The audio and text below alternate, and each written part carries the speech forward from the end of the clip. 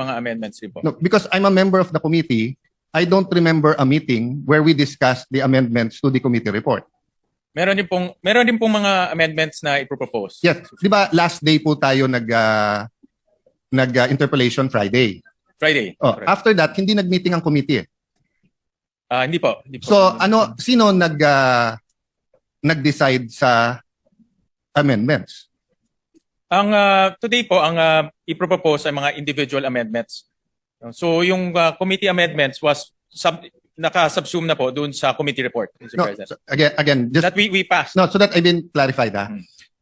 The committee submitted a committee report Correct. that you sponsored. Yes, Okay. Mr. President. From that time to today, may amendments ba ang committee? Wala. Wala na po kasi ang committee amendments nasa committee report na po. No, no. So lahat ngayon is Yes. individual amendments. You're talking about the committee report that you filed and you sponsored. Yes. Okay. So what I'm saying is that useless pala yung 11 days natin. Kasi kaya nga tayo nag-interpellate nun and kaya natin sinasabi sa mga vice chairman na to consider kasi nga ipapasok sa committee amendments yon.